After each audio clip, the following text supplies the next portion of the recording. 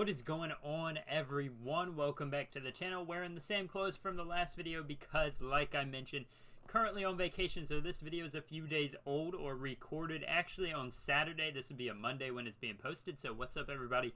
In the future, today I want to talk about a team that has been perennially bad. I made a video about them actually when they were good a few days ago, or about a week ago now, speaking about the most rigged moment in NBA history, and a lot of you guys know when I say that. It's going to be talking about the Sacramento Kings. Now, we all know the Kings get joked about and they get laughed at for being as bad as they have been consistently for as long as they have been. I even made a short about something I found interesting because the Kings have not faced, or, well, I shouldn't say it that way, not a single player in the current NBA has played the Sacramento Kings in the playoffs.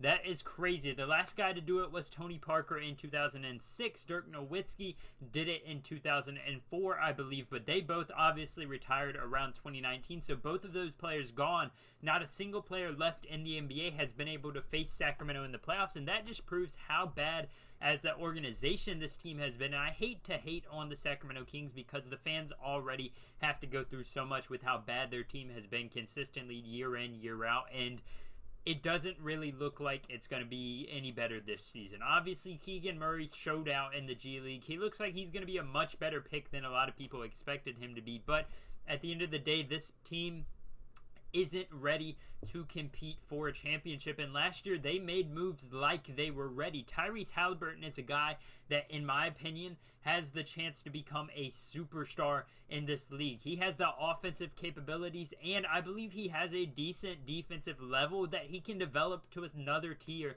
and become an amazing offensive and defensive weapon, and the Kings traded that away for a guy in Domantas Sabonis who, in my opinion, has reached his max as an NBA player. Now, if we open up his, or Domantas Sabonis's statistics from last year, let me go ahead, and if you hear typing, it's just me typing in the background. I don't know why my screen came over here, but if we go ahead and look at the roster for the Kings this year, they have a good amount, or a good mix of young and old talent. De'Aaron Fox is a guy that I expect every season to take the jump to superstardom.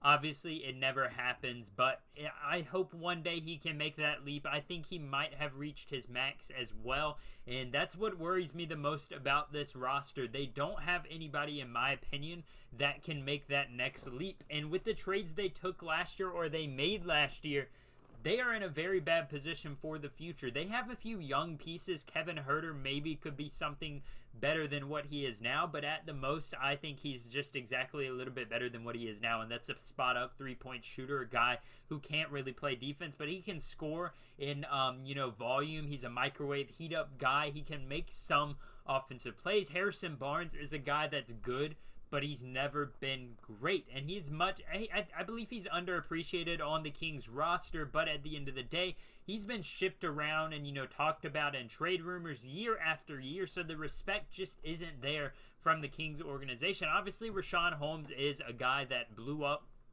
He had the first few years of his career where he was just kind of floating along, and last year he really came out of nowhere and he shined, but at 28 years old, how much better is he going to get? Josh Jackson, you took a chance on him, signing him this season. Maybe he can finally be good, but he hasn't been good on all of these other teams who have taken a chance on him. Obviously, at the bottom, you've got Domantas Sabonis at 26, and as I mentioned, great player. His post game for his size at 6'11" is very, very well rounded. He can post you up. He can get those hook shots. He can get a little spin move around any defender, but his defense is terrible. Passing wise, he's very good for a big man. Not as good as maybe like Jokic or another guy who can facilitate, but he's a very serviceable playmaker as a big man. You do bring Malik Monk in, who I thought was like 28 at this point, but he's only 24, so Malik Monk maybe helps you. Maybe he finally takes that leap into what he was supposed to be when Charlotte drafted him, which is one of the best scorers coming out of that draft. He hasn't done it yet, but maybe, just maybe, Sacramento is where he needs to go to develop that skill, which is something, as I say, sounds hilarious because nobody goes to Sacramento to develop their skill. Davion Mitchell, 23 years old, off night is what they call him. You know, he's a lockdown defender. He had a pretty good rookie season. I'm impressed with how well he played last year, about 12 points per game, and I think he had around 5 assists per game as well, maybe a little higher. And obviously his defense was terrific across the entire season, but he's only 23. He's not going to see or win you games this year. And at the same time, he is the same position as your best player in De'Aaron Fox. So do you end up trading him as well? Because if you had to trade somebody to Indiana, you needed to trade Davion Mitchell. Tyreese Halliburton is a generational guy. I think he can be one of the better shooting guards in the NBA in a few seasons. Maybe not the best, but at least in the top 5 to top 10, somewhere in that range. I just believe in him so much offensively already. And like I said, if he develops his defense just to be average or slightly above average, he is going to be an amazing piece for the Pacers. And the Pacers really robbed the Kings in that trade. They look like a better team, even though they were going all in for the rebuild. And that trade at the trade deadline was really the Sacramento Kings trying to make a playoff push. They were right on the outside of the play-in tournament. They had been playing all right all season, off and on. A few wins here, a few losses there. They go on another win streak, then they lose like 4 straight. Tyreese Halliburton was having a good year.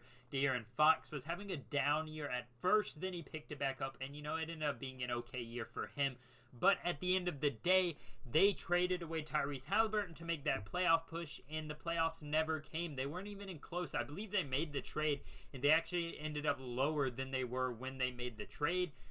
So this is an interesting season for the Kings. It seems like a make-or-break year, which is crazy to say because Sacramento hasn't made the playoffs in obviously since like 2006. If they don't make it this year, that trade looks even worse because they really went all out to make it. They even signed veterans in the offseason. Jeremy Lamb, which I think they may have got him in the trade, but they brought him back. They didn't trade Harrison Barnes. Kevin Huerter comes in, a guy that's been to the conference finals and multiple playoff appearances at this point. Alex Len is still here at 29 years old, so they have veterans on the roster that they brought in to help win. And it looks like they're going to be going for a playoff push again this year. And for Kings fans, I hope that they make it. I hope it's a good season for them. At least a playoff appearance. A play-in tournament appearance isn't anything too crazy in my opinion. A lot of teams can do that. The Hornets have done it twice now. And it hasn't turned into any playoff appearances for them. So it's not a guarantee if you're the 10th through the 8th seed. Or 10th through the 7th seed. So at most the Kings need to push for the 6th seed because we know their luck. Chances are they're going to lose in the play-in tournament if they make it there. And you don't want to lose in the play-in tournament. That'll be even worse in my opinion. I'd rather miss the playoffs completely than lose in the play-in tournament. So Sacramento fans, how are you feeling about this season? Do you think this team has what it takes to make an appearance? It's going to be an interesting, tough, hard-fought season. And if they play really hard, they might make it into the play-in, but I think that's the max they've got. I don't think they're going to make a deep playoff run, and that's what makes that trade even harder on even me. I have no affiliation with the Kings, but I hated to see them trade away Tyreese Halliburton. That was just the wrong trade, and in my opinion, you would have been better off trading De'Aaron Fox away instead of Tyreese Halliburton because that's how much I believe in Tyreese as a player. Yeah, thank you guys for watching this one. That's all I've really got to say about the Kings for now. I'm sure they'll make me have some more commentary videos as the season begins and we get more into what's going on. Thank you guys for joining me on this one. If you enjoy my content, as always, hit the like button, subscribe, turn on post notifications so you never miss any of my NBA news videos or my NBA history videos. Those are a lot of fun too. So if you like that type of content, check it out in the corner of this video or at the end of the video. I'll link the playlist overall. Thank you guys for watching this one. I'll talk to you next time. Peace.